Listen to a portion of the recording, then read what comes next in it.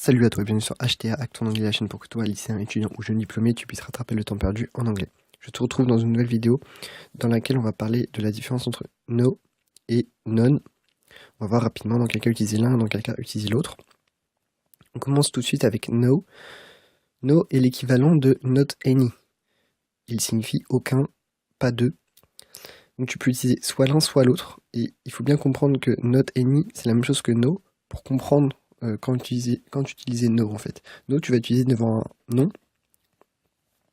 pour dire qu'il est négatif en fait, pour dire que il n'y en a pas, etc., etc. Par exemple, there is no beer, there is not any beer, c'est la même chose, il n'y a pas de bière. No teachers sang, pas un professeur n'a chanté. Donc là pareil, on a no devant teachers, ça ne signifie pas un, aucun. I phoned but there was no answer, j'ai téléphoné mais il n'y a eu aucune réponse. J'ai téléphoné mais il n'y a pas eu de réponse, d'accord. Donc no, tu vas vraiment utiliser devant un nom pour le faire passer au sens négatif. Non, il y a deux cas que j'ai voulu t'exprimer ici, il y en a d'autres mais j'ai voulu rester simple. Non, tu vas pouvoir l'utiliser à la place d'un nom déjà exprimé et dans ce sens-là, il a le même sens que no, tout simplement parce que c'est la forme pronominale de no. Ça veut dire quoi? Ça veut dire qu'il remplace tout simplement le nom et no. Donc no plus non, tu le remplaces par non. Par exemple, I wanted to buy bread ou some bread, but there was none left.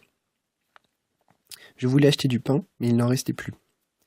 Là, c'est une personne qui rentre chez elle et qui dit ça, par exemple. J'ai voulu acheter du pain, mais il n'y en avait plus. I wanted to buy bread, but there was none left. Maintenant, une personne B qui rentre dans la boulangerie après ça, et qui dit, elle peut demander, is there any bread? Parce qu'elle demande, est-ce qu'il y en a encore?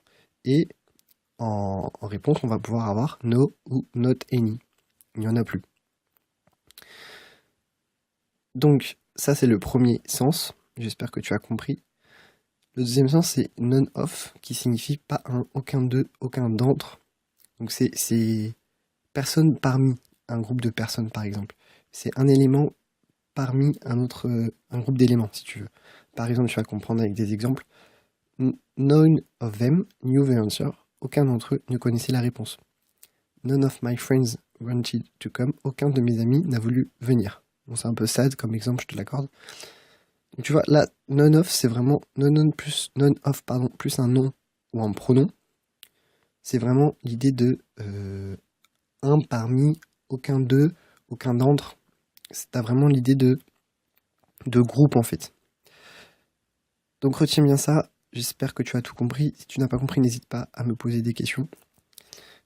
N'hésite pas à me contacter sur YouTube ou sur Facebook. Abonne-toi à la chaîne YouTube. Va aimer ma page Facebook.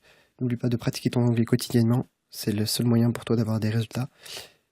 Et moi, je te retrouve demain pour une nouvelle vidéo. Excellente journée à toi.